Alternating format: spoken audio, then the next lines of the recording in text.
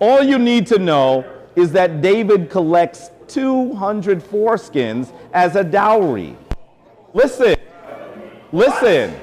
Look at Deuteronomy 10:16 and 1 Samuel 18:25 to 27. What you said? You said what? I said he collects 200 foreskins as a dowry for a wife. Who did that? This is David, King David. This is in your Bible. He does it. He does it. I didn't say he said that. I didn't say he did it. It's a dowry. But I want you to understand that if you want to see something bizarre, read your own book first. Read your own book first. Let's go further. You know what? I'm not going to even deal with incest yet. I'm not going to even deal with it yet. By the way, these are other images that show you the Hinnom. Now, I don't know why Hashar thought it was embarrassing to show you an erect deity. By the way, guys, this is disrespectful. This is disrespectful. By the way, if you're going to disagree with me, you have to hear what I'm saying so we can have a real discussion. It's not a human's mouth. It's the mouth of the earth, brother. It's the mouth of the earth. So let's go further. By the way, for those of you who have seen the Tekken, that device you've called listen. The device you've heard of.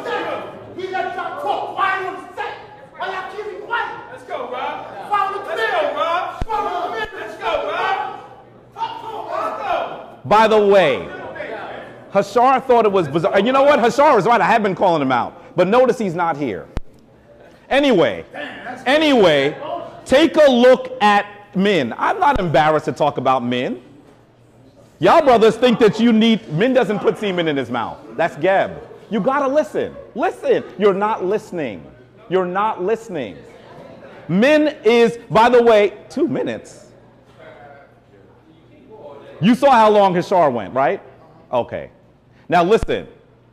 And everybody has been calling me. I want to answer all comers. Right here, right now.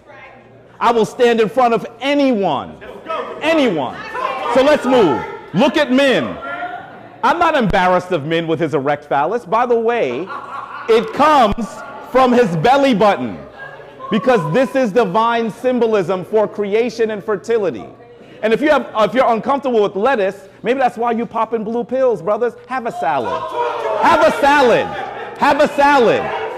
By the way, some of you would also like me to say, some of you would also are really uncomfortable with what you call homosexuality. In ancient Kemet, every deity, every Nter had an Ntert. There was the male, Ntert is the female. So there's the male, the female, and they have offspring. If you're uncomfortable with homosexuality, tell me how your dudes do it. Because I don't see the sister there. We don't believe that. Yeah, of course. Right. So where's the female in your tradition that creates the world? If you don't have a female in your tradition that assists in the creation of the world, that is homosexual. Let me tell you what the word means. Okay. This is how your African ancestors did it. You're seeing here Heru, Asar, and Ast. Now I'm going to tell you, I didn't get to deal with a lot of this stuff. I would love, there's a lot of slides. I don't know if I'm going to get to it all.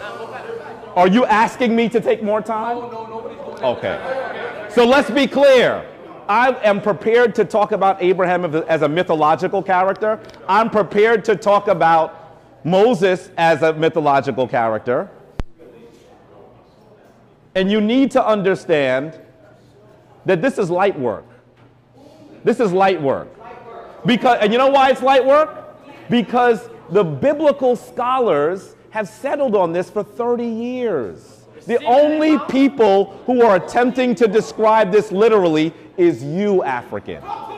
You need to be able to understand that all of the patriarchs are mythological. Now let's be clear. I am not, I'll give you several citations.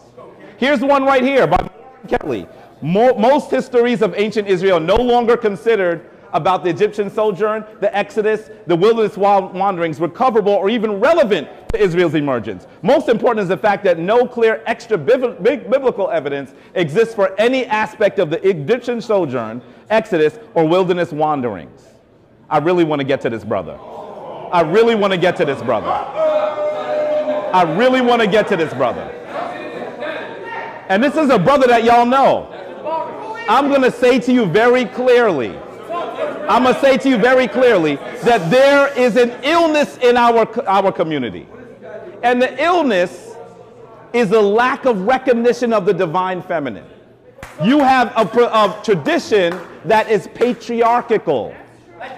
This is a problem. This is a problem. That's because this brother is an urban brother. He's never planted a seed in the earth. That's why he doesn't understand. So you need to understand that in this video, this brother actually explained, listen, guys, I've had like 5 minutes of presentation because of the talking. That's really unfair. And all of you have been calling for me. Don't you want to hear me respond? So why are you talking like that? Stop it. So, I am not going to play this video because of the time. It's going to play. I'm a PowerPoint master. I'm telling you. I teach people how to do it. I'm not joking. No, I'm not going to do it. I want you to hear that this brother, I want you to hear that this brother actually says, while he does say that brothers should never hit women, he does say that. He then goes on to say that calling a woman a bitch, and you know I don't use that language, but I have to use it here in context. Calling a woman bitch makes him godly. And in addition to that, what it does is it makes the police who have come to deal with the domestic violence disturbance respect him. And also, the sister respects him because he calls her a bitch. There's a problem in this community. And it's not just the Hebrew Israelites. That would be unfair if I put that on you. The reality is, you're reading the Bible. And the Bible is misogynistic. Look here. Women are property in Exodus 20:17 and Deuteronomy 5:21. You should not cover your neighbor's house. You should not cover your neighbor's wife or his male slave, female slave, ox, donkey, or anything that belongs to your neighbor. She's property. That's why you have this challenge, because you have not re-Africanized your tradition. That means that you are actually an enemy to your ancestors. Well, brothers and sisters, I'm here to tell you I'm going to speak for our ancestors. And I'm going to ensure that their voices are heard once more. Let's go further. Women have no voice. Men should pray. Women should adorn themselves in modest apparel with shamefacedness and sobriety. By the way, listen. Let the woman... Yo, you don't have any control of this? Please. Listen. I'm not going to finish my time. Listen. You have been talking and yelling the entire time.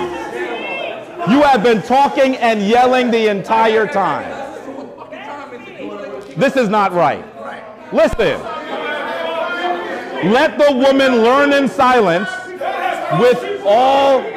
Listen. This is discipline. Not only did you have everyone come forward and spend lots of time, but they've all invoked my name. Well, I'm here to tell you that I'm not relinquishing the heavyweight belt yet, because none of y'all have nothing for me. Let's go. Listen. Let the woman learn in silence with all subjection. But I suffer not a woman to teach, nor usurp authority over the man, but to be in silence. Every sister in the Israelite tradition, in the Christian tradition, is supposed to be silent. That's what we're reading in the Bible.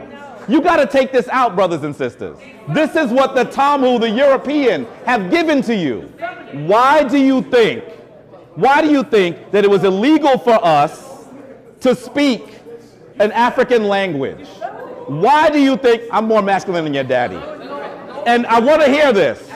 Not only was it illegal to speak in an original tongue, But in addition to that, Let him go, 'cause he ain't gonna have no it was illegal. It was illegal for us to read, but they allowed us to read the Bible. Why, brothers and sisters? Just think with your African minds. And I'm going to say this to you. I'm going to say this very clearly to you. I respect what y'all are trying to do. I really do. And I want you to hear this. I'm going to even close on this. I want you to hear this. I understand that the Hebrew Israelite community started primarily in Harlem. And I'm going to tell you very clearly that when I listen to the story of the creation of the Hebrew Israelite tradition, I respect it deeply. Because I recognize that brothers and sisters did not want to just take what the Talmud had given them. So they said what they were going to do is they were going to actually come forward with their own explanation of the creation of the world and the relationships between people. I respect that. But what I am saying that you got to do is you have to re-Africanize it. You can't just give them what was taken and then think that what you're doing is right for our people. You have to actually take it back to the source. And that's the way you do it. So with that, let me say this. Let me say this. I want to come to you in respect because why? You are my brothers and you are my sisters. We have to come to an understanding of what we have to do to get the Europeans' boot off our neck. And that's what we're going to need to do. Let him speak, man. Let him speak. Let him speak. Let him get his stuff out. Let him speak. That's what we're going to need to do. So with that, I'm going to say, Shema Matep, go forth in peace. Shalom to you.